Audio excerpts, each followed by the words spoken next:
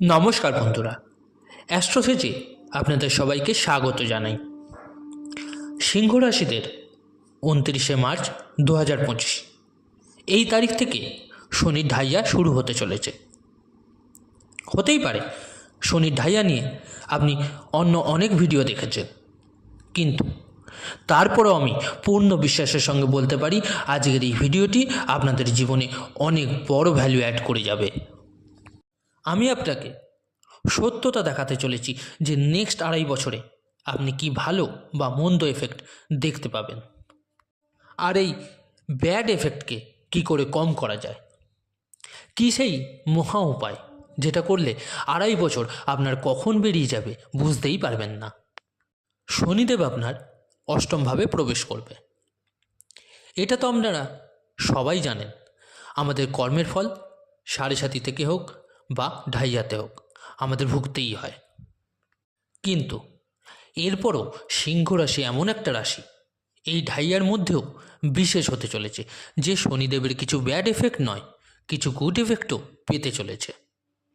আর সেই গুড এফেক্টগুলোকে জেনে যদি আপনি সেগুলোর ওপর কাজ করেন, তো আমি আপনাকে গ্যারেন্টি দিচ্ছি শনির ঢাইয়াতে আপনি প্রচুর উন্নতি করতে পারবেন। যারা নিজেদের বাচ্চাদের প্রেডিকশন করাতে চাইছেন তারা অবশ্যই আমার টেলিগ্রাম চ্যানেল জয়েন করে নেবেন, লিঙ্কটা ভিডিওর ডেসক্রিপশানে পেয়ে যাবেন। আর যে সকল বন্ধুরা নিজেদের রেমেডিস বা প্রতিকারের জন্য স্টোন ব্যবহার করতে চাইছেন তারা অবশ্যই এই ভিডিওর ডেসক্রিপশানে আরেকটি লিঙ্ক দেওয়া আছে, একবার চেক করে নেবেন কী ধরনের স্টোন আমি ব্যবহার করতে বলি, একবার দেখে নিতে পারেন। নেয়া না নেয়া সম্পূর্ণটা আপনার ওপর। প্রথমে জেনে নিই, অষ্টমে যখন শনি অবস্থান করবে কি কি নেগেটিভ জিনিস ঘটবে, কারণ সত্যকে স্বীকার করা সবথেকে বড় কথা। যদি আপনি জেনে যান কোন কোন বিষয়গুলোকে বিশেষ সতর্কতা অবলম্বন করা প্রয়োজন, তাহলে আপনি যে কোনো সিচুয়েশনের সঙ্গে লড়তে পারবেন। কিন্তু যদি আপনি কিছুই জানেন না আর ভুলবশত গর্তে পড়ে গেলেন, তো আপনাকে বাইরে বের করা মুশকিল হয়ে যাবে। কি কি ব্যাড এফেক্ট সিংহ রাশিটা প্রথমে দেখতে পাবেন, আপনি লক্ষ্য করবেন 29 মার্চ 2025 শনি ঢাইয়া লাগার পর থেকে আস্তে আস্তে নিজের কাজে স্লোনেস দেখা যাবে। শনি মানেই আস্তে আস্তে, অষ্টমে যাবে তো কাজে ডিলে করতে দেখা যাবে।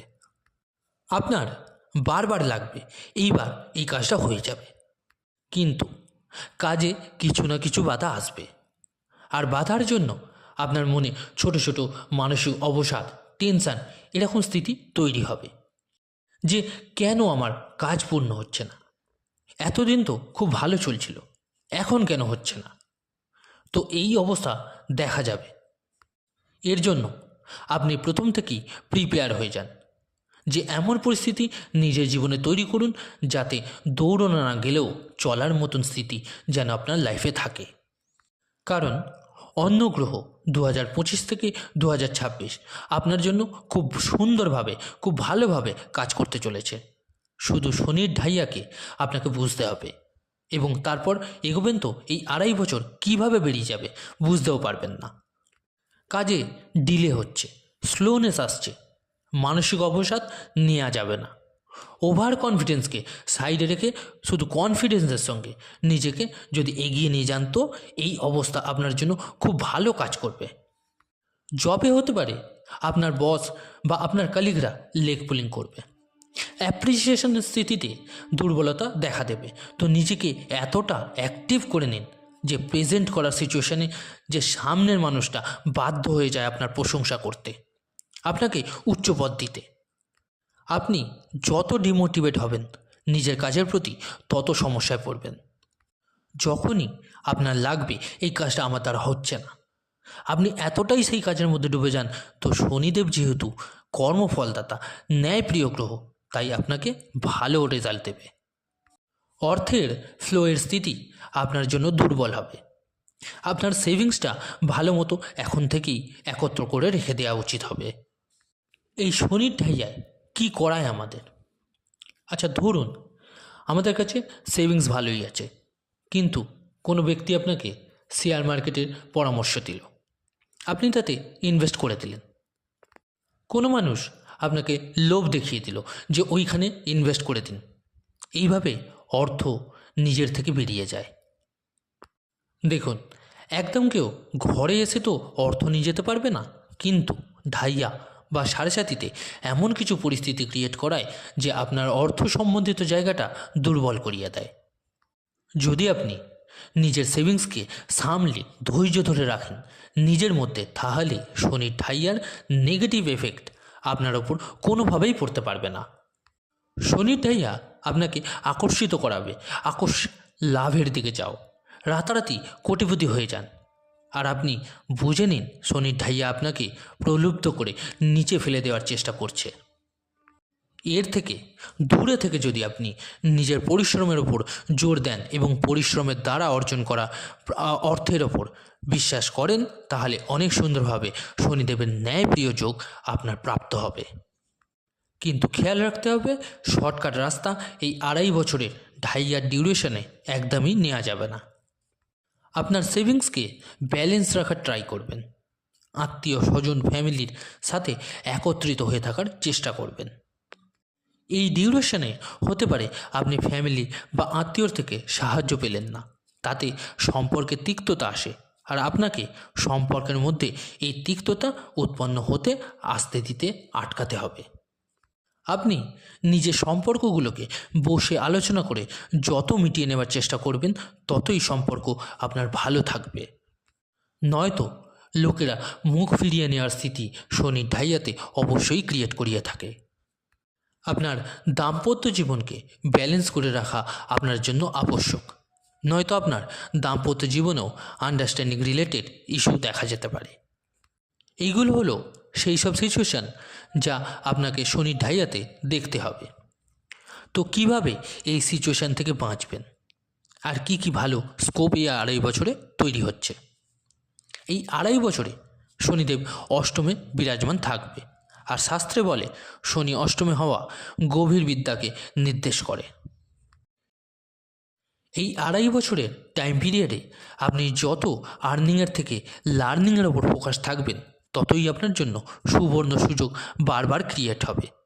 আর এই শনিদেবই ক্রিয়েট করে দেবে, কারণ বাধ্য এই স্থানে অবস্থান করার জন্য। আপনি কোনো লার্নিং বা কোর্স করার কথা ভাবছেন তো একদম করুন। কোনো নতুন কিছু শিখতে চান, বা যেখানে মনে হচ্ছে বা যেখানে লাগবে বলে মনে হচ্ছে আপনার এই কাজ শিখে নিলে আপনার জীবনে ভালো গ্রোথ দেবে, তো অবশ্যই এই 2.5 বছরে শিখে নিন। হায়ার এডুকেশন প্রাপ্ত করতে চাইছেন, নিশ্চয়ই করুন।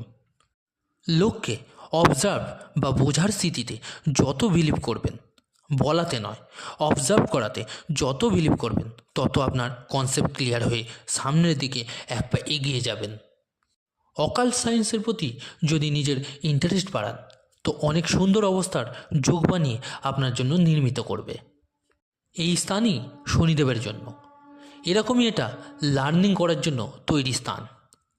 আর্নিংয়ের প্রতি যত ভাগবেন, শনিদেব আপনাকে ধরে পেছনে এনে ফেলবে, আর যত লার্নিংয়ের প্রতি ভাগবেন, শনিদেব এক ধাপ এগিয়ে দেবে আপনাকে। এই সিচুয়েশনকে সত্যতার রূপে একবার আমার কথায় অ্যাপ্লাই করে দেখবেন। এই 2.5 বছরে আপনাকে সেই সব শিখিয়ে যেতে পারে যা হয়তো আপনি পুরো জীবনেও দেখতে পাবেন না। কোন কোন ব্যাপারে সতর্কতা আপনাকে নিতে হবে তা আমি বলেছি, আর কোন কোন জিনিসের ওপর আপনাকে কাজ করতে হবে তাও বলেছি। একটা কথা আর একটা পয়েন্ট আপনাদের বলে যাই, সেটা হচ্ছে সবথেকে বেশি গুরুত্বপূর্ণ। যাদের জন্মছকে শনিদেব লগ্ন থেকে 6 নম্বর, 8 নম্বর, 12 নম্বর ঘরে নিচস্থ অবস্থায় নেই, আপনার জন্মকুণ্ডলীর 1 নম্বর স্থানে নেই, আপনার জন্য এই 2.5 বছর অতি উত্তম হবে। আর যদি শনিদেব জন্মছকে পীড়িত অবস্থায় থাকে, তো আপনাকে কী কী সতর্কতা অবলম্বন করা আবশ্যক। যদিও এটা সিংহ রাশির সবাইকেই করা উচিত, কারণ এই রাশির ওপর যখন সাড়ে সাতি বা ঢাইয়া আসে, এর প্রভাব আমরা সবাই দেখতে পাই। কেউ কিছুটা বেশি দেখতে পায়, কেউ কিছুটা কম প্রভাব পায়। কী উপায় বা রেমেডিস করবেন আপনারা? ওম শনিশ্চরায় নমঃ রোজ 108 বার অবশ্যই পাঠ করবেন। শনি চল্লিশার পাঠ করুন বা শুনুন। যেটা আপনার করতে পারবেন সেটা আপনি করুন। কোনো গরিবকে কিছু দান করুন। শনিবারে ব্ল্যাক এবং ব্লু না পরিধান করা আর নিজে সৎ থাকা। কারোর সাথে ছল কপট, বেইমানি, ধোঁকা না দেওয়া। এর থেকে যত দূরে থাকবেন আর অসহায় ব্যক্তিদের যত হেল্প করবেন, ততই আপনার ভালো সুযোগের স্কোপ আরও জীবনে বেড়ে যাবে।